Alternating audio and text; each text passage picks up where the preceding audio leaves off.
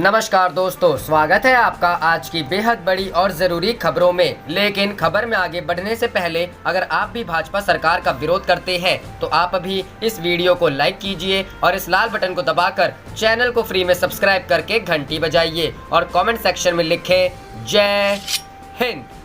रुख करते हैं पहले खबर की तरफ। 26 जुलाई से शुरू होगा कांग्रेस का लोकतंत्र के लिए बोलो अभियान, बीजेपी को ऑनलाइन घेरने की तैयारी। जी हां दोस्तों, निर्वाचित सरकारों को गिराने और संवैधानिक निकायों का दुरुपयोग करने के भारतीय जनता पार्टी के लगातार प्रयासों के विरोध में भारतीय राष्ट्रीय कांग्रेस रविवार 26 जुलाई को एक राष्ट्रव्यापी ऑनलाइन अभियान लोकतंत्र के लिए बोलो का आयोजन करेगी। कांग्रेस महासचिव के.सी. वेणुगोपाल ने ट्वीट कर इस बात की जानकारी दी है। के.सी. वेणुगोपाल ने अपने ट्वीट में समर्थकों से इस अभियान में शामिल होने और लोकतंत्र को बचाने के लिए अपनी आवाज उठाने के लिए कहा। बता दें कि राजस्थान में जारी सियासी संकट के लिए कांग्रेस ने बीजेपी को जिम्मेदार ठहराया है। पूर्व डिप्टी सीएम सचिन पायलट सहित 19 कांग्रेस के बागी विधायकों के आक्रामक तेवर के बाद मुख्यमंत्री अशोक गहलोत अपनी सरकार को बचाने के लिए प्रयासरत हैं। कांग्रेस ने आरोप लगाया है कि सचिन पायलट और बीजेपी के मिलीभगत की वजह से ही राज्य में यह सियासी संकट पैदा हुआ है। इसके अलावा कांग्रेस ने आरोप लगाया है कि भाजपा ने राजस्थान में गहलोत सरकार को गिराने के लिए प्रवर्तन निदेशालय जैसी जांच एजेंसियों का उपयोग कर उनके विधायकों के साथ हॉर्स ट्रेडिंग का प्रयास कर रही है। सिर्फ राजस्थान में ही नहीं, जितने भी राज्यों में पहले कांग्रेस की सत्ता थी वहां बीजेपी ने यही किया है। बता दें कि राजस्थान से पहले मध्य प्रदेश में ज्योतिरादित्य सिंधिया के नेतृत्व वाले गुट के बीजेपी में शामिल होने के बाद इसी साल मार्च में कमलनाथ की सरकार का पतन हो गया था। पिछले साल 2019 भी कर्नाटक में कुमारस्वामी की अगुवाई वाली कांग्रेस जेडीएस सरकार भी गिर गई थी। विश्वास मत हासिल करने में नाकाम रहने के बाद पूर्व सीएम कुमारस्वामी ने अपना इस्तीफा कर्नाटक के राज्यपाल वजुभाई वाला को सौंप दिया था। रुख करते हैं अगली खबर की तरफ। जुआ का अड्डा चलाता था बीजेपी नेता और कलाकार परेश रावल का भाई हुआ गिरफ्तार। जी हां दोस्तों, बीजेपी के पूर्व सांसद एवं मशहूर अभिनेता परेश रावल के भाई हिमांशु रावल को गुजरात पुलिस ने जुआ खिलाने में आरोप में गिरफ्तार किया है। हिमांशु के साथ ही इस मामले में 19 अन्य लोगों की गिरफ्तारी भी हुई है, जिनमें परेश रावल के बुआ का बेटा कीर्ति कुमार रावल भी शामिल है। मीडिया रिपोर्टर्स के अनुसार पुलिस की क्राइम ब्रांच टीम ने ये गिरफ्तारियां विसनगर स्थित मथुरा दास क्लब में छापेमारी के दौरान की। इस छापेमारी में पुलिस ने 2 लाख रुपए की नकदी, 16 मोबाइल फोन और 3 वाहन भी जब्त किए हैं। बताया जा रहा है कि इस क्लब का संचालन हिमांशु और कीर्ति रावल करते हैं। दोनों के इस क्लब के ट्रस्टी होने की जानकारी भी सामने आई है। पुलिस के मुताबिक क्लब में पिछले कई दिनों से जुआ खिलाया जा रहा था। क्लब में आसपास के कई जिलों से जुआरी जुआ खेलने आते थे। जुआ के इस खेल का संचालन कीर्ति रावल द्वारा किया जाता था और इस काम में हिमांशु भी उसका पार्टनर था। हिमांशु रावल मुंबई में रहता है, लेकिन लॉकडाउन के दौरान विसनगर आया हुआ था। रुख करते हैं अगली खबर की तरफ। नीतीश राज में कोरोना जांच इलाज राम भरोसे, फिर भी केंद्र ने बिहार को महामारी नियंत्रण में बता दिया मॉडल स्टेट। जी हां दोस्तों, बिहार में कोरोना को लेकर कोई गंभीर नहीं है। सरकारी गंभीरता न होने का खामियाजा आम लोग भुगत रहे हैं। ऐसे में इस पर नियंत्रण की बात तो भूल ही जाइए। सरकारी तंत्र इसे लेकर कितना गंभीर है, इसे सुनकर आपको रोना आ सकता है। पत्रकार कुमार सौरभ एक राष्ट्रीय न्यूज चैनल में हैं, जाने पहचाने चेहरे हैं, इसलिए शासन प्रशासन के लोग उन्हें जानते पहचानते हैं। अभी 20 जुलाई को उन्होंने पटना के गार्डनर रोड अस्पताल में कोरोना जांच के लिए फॉर्म भरा। उनके साथ कई अन्य पत्रकार भी थे। सैंपल लेने की गति काफी धीमी थी। 2 घंटे बीत गए, किसी जरूरी खबर को कवर करना था, सो सब बिना सैंपल दिए ही वहां से निकल लिए। फिर भी उनकी रिपोर्ट आ गई और वह तथा उनके साथ ही नेगेटिव बताए गए हैं। यह जानकारी खुद उन्होंने फेसबुक पर दी है। लेकिन यह कोई अकेला मामला नहीं है। कटिहार के 4 मजदूरों ने जाँच के लिए अपने नाम सरकारी रजिस्टर में लिखवाए, पर जाँच नहीं हुई तो वे अपने घर चले गए। दूसरे दिन एकाएक एम्बुलेंस पहुंची और चारों को पकड़कर यह कहकर भर्ती करा दिया है कि वे सभी पॉजिटिव हैं। फिर भी केंद्र स्वास्थ्य मंत्रालय के संयुक्त सचिव लव अग्रवाल के नेतृत्व में आई टीम के जाने के बाद 21 जुलाई को राज्य के स्वास्थ्य मंत्री मंगल पांडे ने कहा कि केंद्रीय टीम ने बिहार को मॉडल और संक्रमण रोकने में काफी हद तक कामयाब माना है। यह तब है जब बिहार सरकार के बड़े अस्पताल इंदिरा गांधी आयुर्विज्ञान संस्थान के निदेशक डॉक्टर NR विश्वास को केंद्र सरकार के अस्पताल एम्स पटना में जाकर कोरोना का इलाज कराना पड़ा। सदर अस्पताल के डॉक्टर मनोज कुमार राजधानी पटना में कार से अपने भाई को लेकर IGIMS PMCH एम्स सहित प्राइवेट अस्पतालों में भर्ती कराने के लिए घूमते रह गए। बैंक ऑफ इंडिया के कैशियर विक्रम प्रताप को लेकर भी इसी दिन परिजन घूमते रह गए, लेकिन किसी सरकारी अस्पताल में उन्हें भर्ती नहीं किया और आखिरकार प्राइवेट अस्पताल पहुंचकर उन्होंने दम तोड़ दिया। और जब राजधानी की यह हालत है तो बाढ़ से घिरे सीमांचल के जिलों की हालत समझी जा सकती है। 15 जुलाई को राज्य के सबसे बड़े अस्पताल के आइसोलेशन में बच्ची से बलात्कार की घटना ने मरीजों की निगरानी को बेपर्दा कर दिया। राज्य सरकार ने काफी पहले राज्य के दूसरे सबसे बड़े सरकारी अस्पताल NMCH को कोविड अस्पताल घोषित कर दिया था, लेकिन जैसे ही संक्रमण की रफ्तार बढ़ी, यह अस्पताल बौना साबित हुआ। संसाधनों की कमी पूरे प्रदेश में जाँच की गति को प्रभावित कर रही है। केंद्रीय टीम के आने के ठीक पहले रैपिड एंटीजन किट से जाँच शुरू की गई, लेकिन इसके लिए भी तैयारी पूरी नहीं की गई। 22 जुलाई तक बारिश में डूबे और बाढ़ से गिरे मुजफ्फरपुर शहर के PHC में टेक्नीशियन नहीं होने के कारण जांच नहीं हो पा रही थी। एक PHC में तो सैंपल लेने आया टेक्नीशियन ही पॉजिटिव निकला, वह भी तब जब खुद दूसरे का सैंपल लेने बैठा और तबीयत खराब लगने पर अपनी जांच कराई। रुख करते हैं अगली खबर की तरफ। राजस्थान के मुद्दे पर सोमवार को देश भर में प्रदर्शन करेगी कांग्रेस, निशाने पर बीजेपी और राज्यपाल। जी हां दोस्तों, सचिन पायलट की बगावत के कारण राजस्थान में सियासी संकट में फंसी कांग्रेस सोमवार को देश भर में बीजेपी के खिलाफ प्रदर्शन करेगी। अशोक गहलोत बनाम सचिन पायलट की इस सियासी लड़ाई का मामला अब सुप्रीम कोर्ट में है, तो वहीं विधानसभा सत्र बुलाए जाने के मुद्दे को लेकर मुख्यमंत्री गहलोत और राज्यपाल कलराज मिश्रा के बीच पेच फंस गया है। इस मामले को लेकर शुरू से बीजेपी पर हमलावर रही कांग्रेस ने ऐलान किया है कि सोमवार सुबह 11 बजे देश भर के राजभवनों यानी राज्यपालों, उपराज्यपालों के आवास के बाहर बीजेपी के खिलाफ लोकतंत्र बचाओ संविधान बचाओ की मांग के साथ कांग्रेस कार्यकर्ता विरोध प्रदर्शन करेंगे। सोमवार को सुप्रीम कोर्ट में राजस्थान मामले को लेकर सुनवाई भी है। देशव्यापी विरोध प्रदर्शन का ऐलान करते हुए कांग्रेस के संगठन महासचिव KC वेणुगोपाल ने आरोप लगाया कि देश के संवैधानिक और लोकतांत्रिक ढांचे पर बीजेपी हमला कर रही है। धनबल, डर और संवैधानिक संस्थाओं का दुरुपयोग कर बीजेपी लोकतांत्रिक तरीके से चुनी गई विरोधी दलों की सरकारों को अस्थिर कर रही है। राजस्थान के राज्यपाल पर हमला बोलते हुए वेणुगोपाल ने कहा कि राज्य मंत्रिमंडल की सिफारिश के बावजूद राज्यपाल विधानसभा का सत्र नहीं बुला रहे ताकि विधायकों की खरीद फरोख्त को बढ़ावा मिल सके। गंदी राजनीति के लिए बीजेपी राज्यपाल जैसे संवैधानिक पद का दुरुपयोग कर रही है। विरोध प्रदर्शन से पहले रविवार को कांग्रेस सोशल मीडिया पर स्पीक अप फॉर डेमोक्रेसी अभियान भी चलाएगी, जिसके तहत पार्टी के बड़े नेताओं से लेकर कार्यकर्ता तक विभिन्न सोशल मीडिया प्लेटफॉर्म पर राजस्थान के मामले को लेकर बीजेपी को घेरते हुए अपनी राय जाहिर करेंगे। पूरी संभावना है कि कांग्रेस के पिछले कुछ सोशल मीडिया अभियान की तरह इस बार भी पार्टी आलाकमान यानी सोनिया गांधी, राहुल गांधी अपना वीडियो संदेश जारी करे। यदि ऐसा होता है तो यह राजस्थान विवाद पर सोनिया गांधी की पहली प्रतिक्रिया होगी। इस मामले पर पहली बार बोलते हुए राहुल गांधी ने शुक्रवार रात ट्वीट कर राजस्थान विधानसभा का सत्र बुलाने की मांग करने के साथ ही आरोप लगाया था कि बीजेपी राजस्थान सरकार गिराने के भाजपाई षड्यंत्र कर रही है। राहुल ने इसे राजस्थान के 8 करोड़ लोगों का अपमान करार दिया था। रुख करते हैं अगली खबर की तरफ। कांग्रेस नेता रणदीप सुरजेवाला का बड़ा हमला,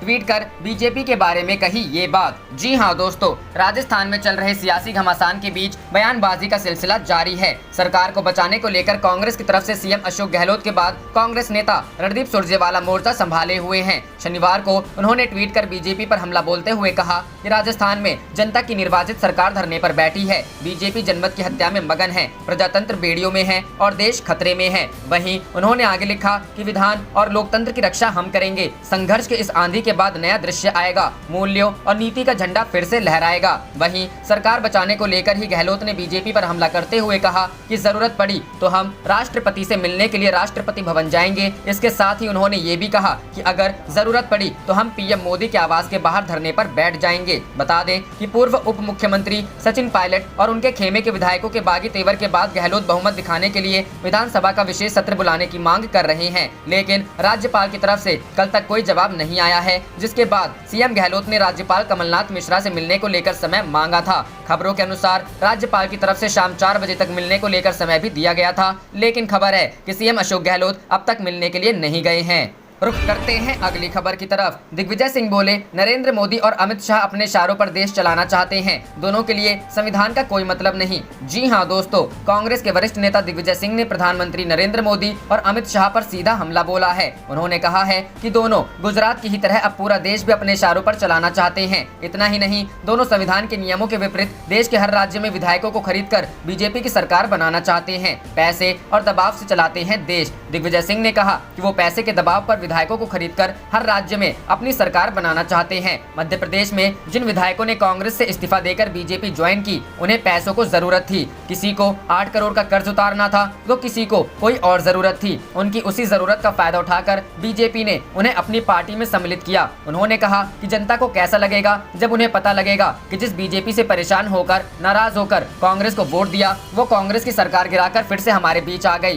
प्रधानमंत्री के शेड्यूल के अनुसार हो रहा शिलान्यास। उन्होंने कहा कि अयोध्या में भी राम मंदिर के भूमि पूजन के लिए मुहूर्त नहीं देखा गया, वो भी प्रधानमंत्री के शेड्यूल के अनुसार तय किया गया। उन्होंने कहा कि मैं ये नहीं कह रहा कि शिलान्यास ना करें, मैं ये कह रहा हूँ कि मुहूर्त के अनुसार करें। उन्होंने कहा कि अयोध्या में राम मंदिर का भूमि पूजन शुभ मुहूर्त में नहीं हो रहा, इसके सबूत हमारे सामने हैं। इतना ही नहीं, इस समारोह में सिर्फ विश्व हिंदू परिषद, संघ और बीजेपी के नेताओं को ही बुलाया गया है। उन्होंने कहा कि समारोह में न धर्म गुरुओं को बुलाया गया है और न रामानंदी संप्रदाय को।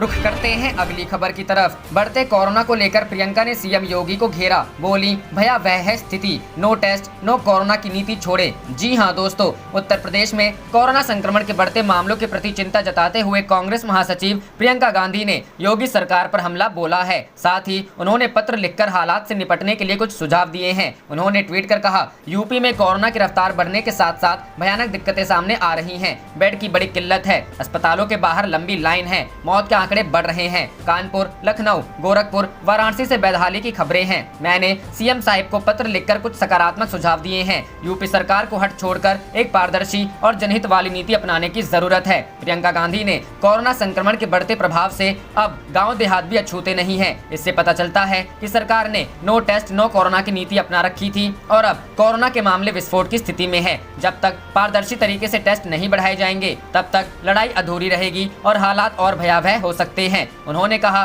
कि प्रदेश में क्वारंटीन सेंटर और अस्पतालों की स्थिति बेहद दयनीय है। कई जगह लोग कोरोना से नहीं बल्कि सरकार की व्यवस्था से डर रहे हैं और टेस्ट के लिए सामने नहीं आ रहे हैं। कोरोना का डर दिखाकर पूरे तंत्र में भ्रष्टाचार भी पनप रहा है। इस पर समय रहते लगाम न कसी गई, जो तो कोरोना की लड़ाई आपदा में बदल जाएगी। उन्होंने आगे कहा, सरकार ने 1.5 साल 1.5 लाख बेड का दावा किया था, लेकिन 20,000 सक्रिय केस आने पर ही बेडों को लेकर मारामारी मच गई है। अस्पतालों में लगी भीड़ को देखते हुए सरकार मुंबई और दिल्ली की तर्ज पर अस्थायी अस्पताल क्यों नहीं बनवा रही है? चिकित्सीय सुविधा हर नागरिक का मौलिक अधिकार है। प्रधानमंत्री बनारस के सांसद हैं, जबकि कई केंद्रीय मंत्री भी यूपी से हैं। आखिर बनारस, लखनऊ और आगरा आदि में अस्थायी अस्पताल क्यों नहीं बनाए जा रहे हैं? उन्होंने सुझाव दिया कि DRDO, सेना और पैरामिलिट्री द्वारा अस्थायी अस्पतालों का संचालन किया जा सकता है और जरूरत पड़ने पर DRDO के अस्पताल को लखनऊ लाया जा सकता है। इसके साथ ही दिल्ली में चिकित्सीय सुविधाओं का प्रयोग सीमावर्ती जिलों के लिए किया जा सकता है। उन्होंने कहा कि होम आइसोलेशन एक अच्छा कदम है, लेकिन जल्दबाजी में इसे आधी अधूरी तैयारियों के साथ लागू किया गया है,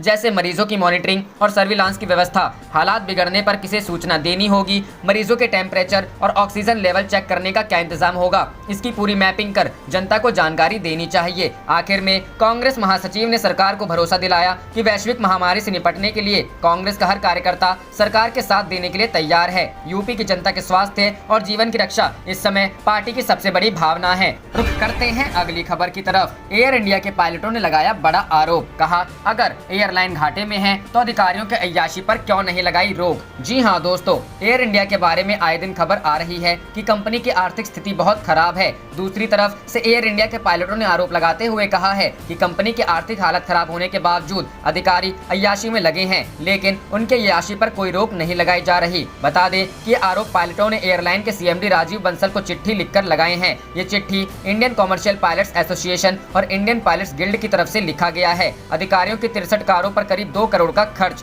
पायलटों ने कहा है कि सीनियर अधिकारियों को 63 कारें लीज पर दी जाती हैं। इस पर हर साल 2 करोड़ का खर्च होता है। पायलटों ने कहा कि एयरलाइन का कहना है कि वो अपने खर्चे कम कर रही है, लेकिन अगर ऐसा है तो कंपनी इन खर्चों पर ध्यान क्यों नहीं देती। रुख करते हैं अगली खबर की तरफ। आपदा में भी गरीबों से कमा रही मोदी सरकार, श्रमिक ट्रेन के मुनाफे पर राहुल का वार। जी हां दोस्तों, कांग्रेस सांसद राहुल गांधी ने कहा है कि केंद्र की नरेंद्र मोदी सरकार आपदा के समय में भी गरीबों से मुनाफा वसूलने में कोई कसर नहीं छोड़ रही है। राहुल ने कहा कि देश में बीमारी के बादल छाए हैं, बावजूद इसके इंडियन रेलवे मुनाफा कमाने में जुटी है। राहुल गांधी एक रिपोर्ट पर ट्वीट करते हुए ये टिप्पणी की। इस रिपोर्ट में बताया गया है कि कोरोना काल में इंडियन रेलवे ने श्रमिक स्पेशल ट्रेनों से 428 करोड़ रुपए की कमाई की है। इस पर ट्वीट करते हुए राहुल गांधी ने कहा, बीमारी के बादल छाए हैं, लोग मुसीबत में हैं, बेनिफिट ले सकते हैं। आपदा के मुनाफे में बदलकर कमा रही गरीब विरोधी सरकार। बता दें कि कोरोना संक्रमण की वजह से जब 25 मार्च को देश में अचानक राष्ट्रव्यापी लॉकडाउन लगाया गया था, तो बिहार, झारखंड, उत्तर प्रदेश, पश्चिम बंगाल और उड़ीसा के लाखों मजदूर दिल्ली, मुंबई, पुणे, सूरत, अहमदाबाद जैसे शहरों में फंस गए थे। इन मजदूरों को उनके घर तक पहुंचाने के लिए सरकार ने बाद में श्रमिक स्पेशल ट्रेनों की व्यवस्था की थी। इन ट्रेनों से लाखों लोग अपने घरों को लौटे। इन श्रमिक ट्रेनों के किराए को लेकर भी विवाद हुआ था। जब श्रमिक ट्रेनें शुरू हुई तो राज्यों ने मजदूरों से किराया नहीं लेने का ऐलान किया। इसमें मध्य प्रदेश, बिहार, राजस्थान, छत्तीसगढ़ जैसे राज्य शामिल थे। हालांकि गुजरात, मुंबई, दिल्ली से लौट रहे मजदूरों ने शिकायत की, जब वे ट्रेन से लौट रहे थे तो उनसे किराया लिया गया। केंद्र ने सफाई देते हुए कहा था कि यात्रा का 85% केंद्र खर्च केंद्र सरकार उठा रही है, जबकि 15% राज्य सरकारों को देना है। हालांकि केंद्र सरकार के अधिकारियों ने कहा कि इस प्रक्रिया में कुछ राज्य रोड़े अटका रहे हैं।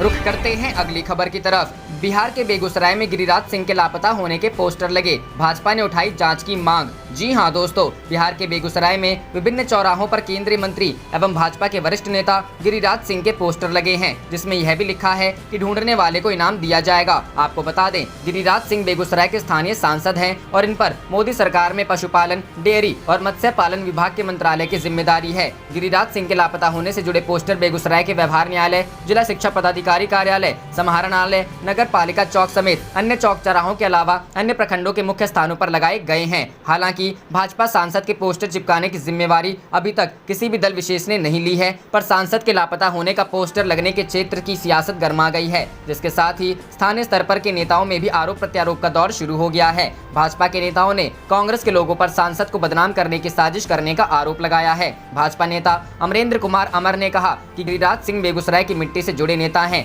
लॉकडाउन से पहले वे हर सप्ताह बेगूसराय के लोगों की बात सुनने के लिए आते थे। कोरोना संक्रमण के कारण उत्पन्न परिस्थितियों में ऐसा संभव नहीं हो पा रहा है। हालांकि वे कार्यकर्ताओं और आम लोगों के माध्यम से क्षेत्र का हाल लगातार ले रहे हैं। बेगूसराय में जगह जगह पोस्टर लगाए जाने पर भाजपा जिलाध्यक्ष राजकिशोर सिंह ने आपत्ति जताई है। उन्होंने इसे कुछ छुट्ट भैया नेताओं का कारनामा बताया है। साथ ही जिलाध्यक्ष ने जिला प्रशासन से जाँच करने व कार्रवाई करने की मांग की है। रुख करते हैं अगली खबर की तरफ। तेजस्वी की सीएम नीतीश से अपील, कोरोना और बाढ़ जैसी आपदा के समय अदृश्य न रहें। जी हां दोस्तों, बिहार में कोरोना संक्रमण लगातार फैलता ही जा रहा है। अभी तक राज्य के 33,000 से अधिक लोग इस महामारी के चपेट में आ चुके हैं। इस बीच नेता प्रतिपक्ष तेजस्वी यादव ने शनिवार को एक ट्वीट कर राज्य के मुख्यमंत्री नीतीश कुमार पर निशाना साधा है। अपने ट्वीट में तेजस्वी ने लिखा है कि माननीय मुख्यमंत्री जी से हाथ जोड़कर ससम्मान विनम्र विनती है कि कृपया कोरोना और बाढ़ जैसे गंभीर परिदृश्य में अदृश्य न रहें। 130 दिन हो गए हैं, कृपया अब तो जनता के लिए घर से बाहर निकलिए। ऐसी सरकार और राजा का क्या फायदा जो मुसीबत के समय अपनी जनता को मरने के लिए भाग्य भरोसे छोड़ दे। तेजस्वी बाढ़ पीड़ितों से मिलने नहीं बल्कि जमीन की घेराबंदी कराने दरभंगा गए थे। करते हैं अगली खबर की तरफ। बिहार, तेजस्वी ने कोरोना कंट्रोल करने में सीएम नीतीश को बताया फेल, बोले 40,000 की जगह महज 10,000 टेस्टिंग। जी हां दोस्तों, बिहार में कोरोना संक्रमण के मामले 33,000 से अधिक हो गए। बीते 8 जुलाई के बाद के आंकड़ों पर नजर डालेंगे तो हर दिन औसतन 1200 से अधिक कोविड मरीज सामने आ रहे हैं। इस दौरान राज्य में रिकवरी सेट भी घटा है। हालांकि ये राष्ट्रीय औसत से अभी भी अधिक है, लेकिन हकीकत ये है कि मौत की संख्या भी बढ़ती जा रही है। लगातार अधिकारी, डॉक्टर व नेताओं के साथ ही आम आदमी लगातार कोरोना का शिकार बनते जा रहे हैं। जाहिर है बिहार की नीतीश सरकार पर सवाल खड़े हो रहे हैं कि आखिर एक वक्त में अपने आंकड़ों को लेकर इत्मीनान दिख राज्य में अचानक इतना संक्रमण कैसे होने लगा। इस बात को लेकर विधानसभा में नेता प्रतिपक्ष तेजस्वी यादव ने सीएम नीतीश कुमार पर फिर हमला बोला है। नीतीश सरकार को फेल करार दिया है। तेजस्वी यादव ने लगातार 2 ट्वीट किए, जिसमें उन्होंने लिखा, यदि हम कोविड डेटा को देखते हैं तो यह बिहार में नेतृत्व की भारी विफलता का संकेत देता है। सरकार के स्तर पर दिशा और रणनीति का स्पष्ट अभाव है। जब न्यूनतम दैनिक परीक्षण की आवश्यकता 10,000 थी तो बिहार ने मुश्किल से 3,000 किया। परीक्षण के तहत नीतीश जी कोरोना के आंकड़े कम दिखाना चाहते थे। इसके अगले ट्वीट में उन्होंने लिखा, दरअसल कम टेस्टिंग की वजह से बिहार में बड़े पैमाने पर संक्रमण फैला और इसकी वजह से लोग तेजी से पॉजिटिव हुए। जून के बाद से रिकवरी दर में कमी आ रही है और मृत्यु दर में बढ़ रही है। आज जब प्रतिदिन परीक्षणों की मांग 40,000 है, बिहार केवल 10,000 कर रहा है। रुख करते हैं अगली खबर की तरफ। बिहार चुनाव की तैयारी पूरी, इलेक्शन कमीशन की पाबंदियां फीका कर सकती है चुनावी माहौल। जी हां दोस्तों, बिहार एक महामारी के बीच में विधानसभा चुनाव देखने वाले पहले राज्य के रूप में रिकॉर्ड बुक में जगह बनाने के लिए पूरी तरह से तैयार है। चुनाव में मतदाताओं की ज्यादा भागीदारी सुनिश्चित करने और उम्मीदवारों और मतदाताओं के बीच संतुलन बनाने के काम के साथ सोशल डिस्टेंसिंग प्रोटोकॉल का पालन कराने के लिए चुनाव आयोग ने प्रतिक्रिया और सुझावों के आधार पर विस्तृत दिशा निर्देश जारी किए हैं। चुनाव आयोग के दिशा निर्देशों में से कुछ अगर बिहार विधानसभा के चुनाव प्रचार के अंतिम क्या करें और क्या ना करे का हिस्सा बन जाते हैं तो चुनावों के दौरान होने वाली मेगा रैलियों की महान भारतीय परंपरा को लोग बस याद ही करते रह जाएंगे। इसके अलावा मतदान केंद्रों पर लंबी घुमावदार कतारों के दिलकश नज़ारे भी शायद ही देखने को मिले। बता दें कि इससे पहले 2015 में बिहार विधानसभा चुनाव हुआ था, उसमें 7.18 करोड़ मतदाता थे और लगभग 57% ने मतदान किया था। आप देख रहे थे आपका अपना चैनल जय हिंद जय भारत।